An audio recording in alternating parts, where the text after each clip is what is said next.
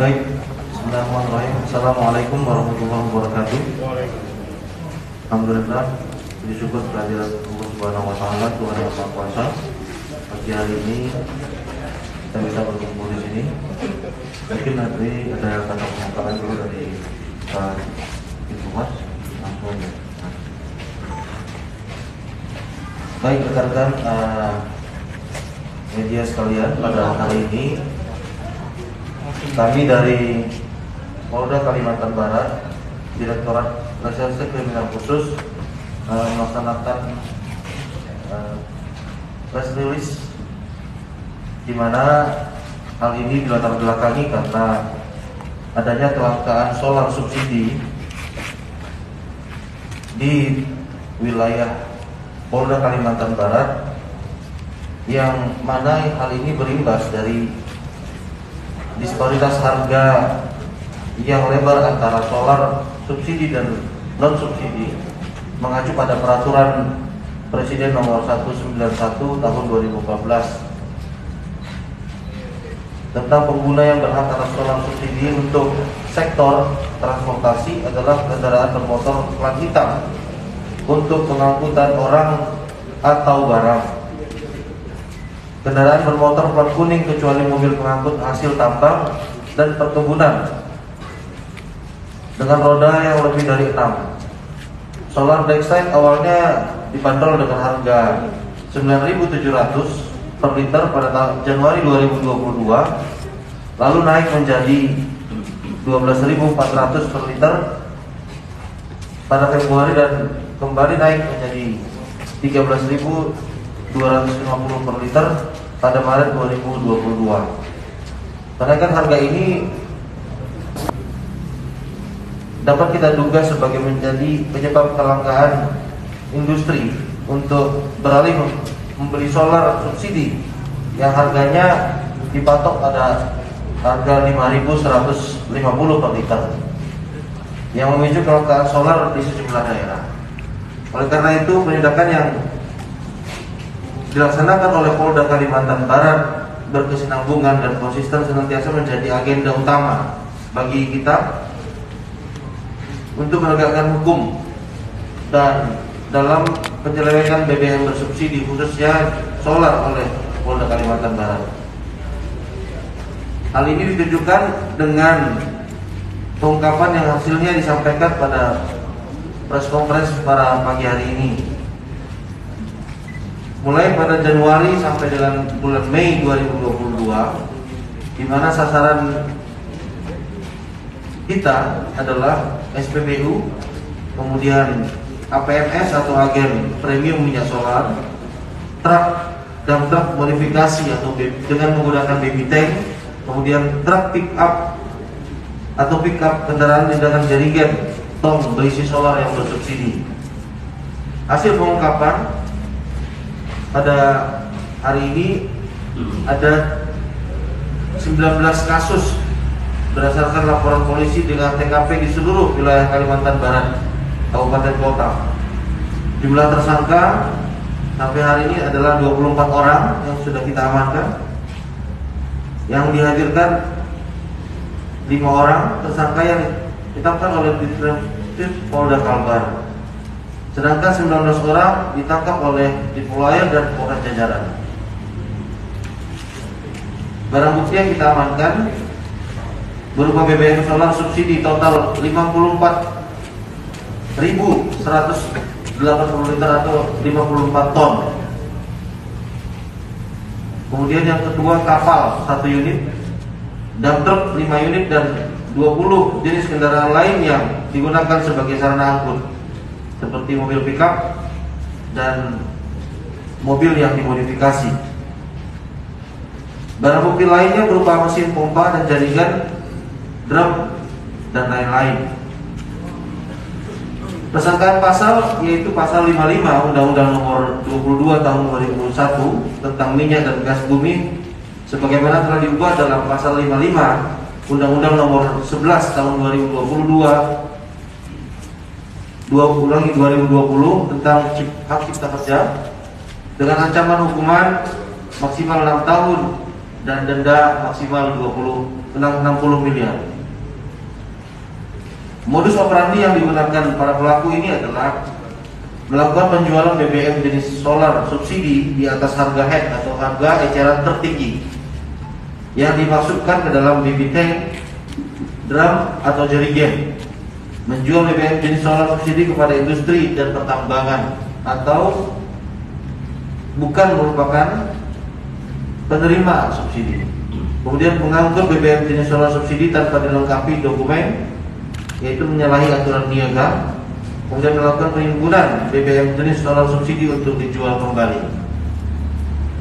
Penghitungan kerugian negara bahwa aktivitas penyebaran penyeleweng BBM jenis solar subsidi ini di wilayah Kalbar terkait dengan 19 laporan polisi yang kita tangani mencapai kerugian negara 9 miliar 821.413.275 rupiah. Langkah yang dilakukan yaitu melakukan penyidikan selanjutnya dan berkoordinasi dengan jaksa penuntut umum untuk melangsungkan penyidikan ke tingkat penuntutan. Kemudian himbauan kepada masyarakat, kami dari Polda Kalimantan Barat menyampaikan beberapa himbauan agar memperjualbelikan BBM jenis solar subsidi adalah perbuatan pidana apabila itu menyalahi aturan yang telah ditetapkan oleh pemerintah, dan untuk itu agar pada masyarakat pelaku usaha untuk mematuhi aturan dan peraturan perundang-undangan yang berlaku, tidak menyalahgunakan izin niaga BBM subsidi. Menggunakan BBM jenis solar subsidi untuk industri dan pertambangan lainnya yang tidak sesuai dengan peruntukannya adalah penyimpangan dan penyelewengan yang dapat dikenakan sanksi. Untuk itu para pelaku usaha dalam bidang pertambangan dan mungkin yang lainnya agar tidak menggunakan BBM jenis solar subsidi. Kemudian masyarakat dapat turut serta melakukan pengawasan monitoring. Untuk itu kami minta pada masyarakat apabila menemukan adanya penyelewengan BBM subsidi ini agar melaporkan kepada kami Polda Kalimantan Barat dan khususnya Direktorat Kriminal Khusus Polda Kalimantan Barat. Itu saja mungkin yang dapat kami sampaikan pada pagi hari ini. Mudah-mudahan hal yang kita lakukan ini berdampak positif bagi masyarakat khususnya di wilayah Kalimantan Barat. Mungkin dari apa yang kami sampaikan ini, kalau ada pertanyaan dipersilakan. Ini Pak dari Tribun Pontianak Pak, Ferry Pak. Pak, ini kan ada pengungkapan kasus dari Januari sampai bulan ini. Nah, ini pertanyaan pertama itu apakah mereka ini ada satu komplotan? Kemudian pada saat beraksi itu solar subsidinya itu diambil dari mana, atau mereka memang dari pom bensin, dan modusnya di pom bensin itu pembeliannya seperti apa? Dan ini kan juga ada keterlibatan dijual ke tempat-tempat industri ya Pak, ya, perusahaan juga tadi disebutkan. Nah, apakah dari pihak perusahaan sendiri tidak diberi sanksi atau seperti apa nih Pak? Karena juga pihak perusahaan sendiri juga bisa dikatakan juga melakukan penyalahgunaan Pak ya. Harusnya mereka menggunakan solar industri, BBM industri, tapi malah menggunakan dari yang tidak bersubsidi. Pasti kan harganya agak jauh nih dari yang mereka pun pasti menjual di bawah harga yang solar industri Pak. Demikian. Baik, terima kasih pertanyaannya. Kita juga melakukan penindakan kepada perusahaan yang telah menampung BBM jenis solar subsidi ini.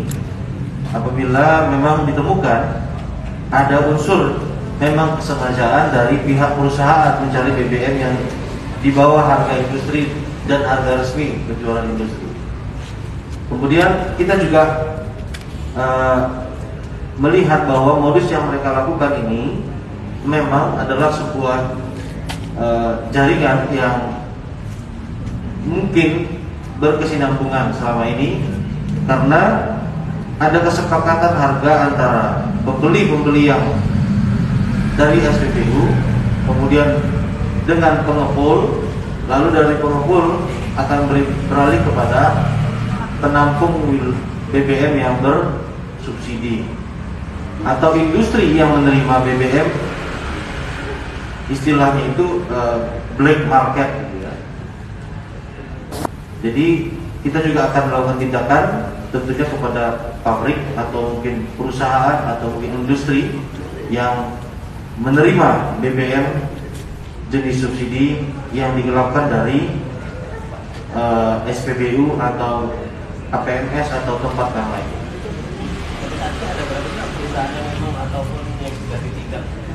Kita masih melakukan penyelidikan terhadap 4 perusahaan yang saat ini kita lihat, namun yang saat ini ada kita temukan di pertambangan ya, pertambangan tanpa izin ya. Seperti pertambangan emas tanpa izin yang kita menggunakan truk, di mana dalam truk itu sudah dimuat baby tank atau tangki kecil. Kemudian yang kita amankan ini juga adalah pemilik pengelola SPBU. Kemudian yang kita amankan ini juga adalah pengepul dari hasil penjualan truk ini ke penampung BBM yang dibeli dari SPBU itu, atau bisa kita garukan pengepul. Jadi sudah satu komplotan, satu rangkaian sudah diamankan semua ya Pak ya. Pak, mungkin bisa dibilang kalau yang ada saat itu dari warga mana saja Pak?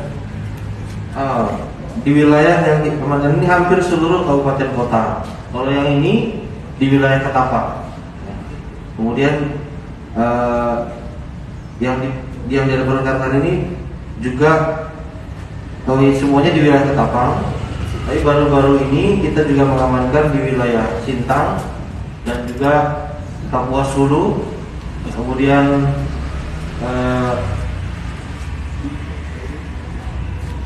Mempawah.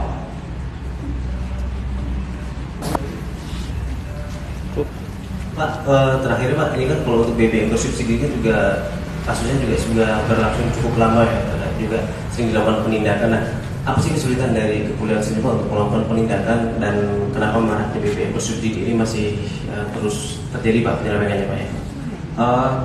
Kalau kesulitan bagi kita sebenarnya tidak ada.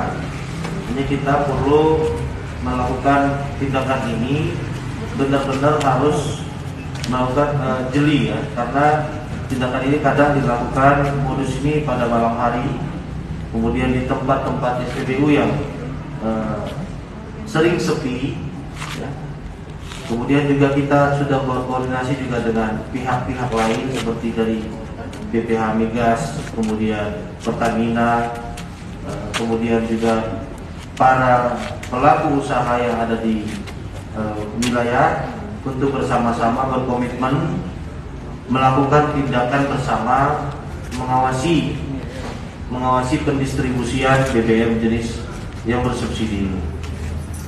Sampai saat ini tidak ada kesulitan, tapi kita juga melakukan tindakan ini secara hati-hati agar tetap tepat sasaran tanpa membeda-bedakan, kemudian melakukan pengecekan kepada semua lini dari hulu hilir migas yang ada kita di wilayah Kalimantan Barat.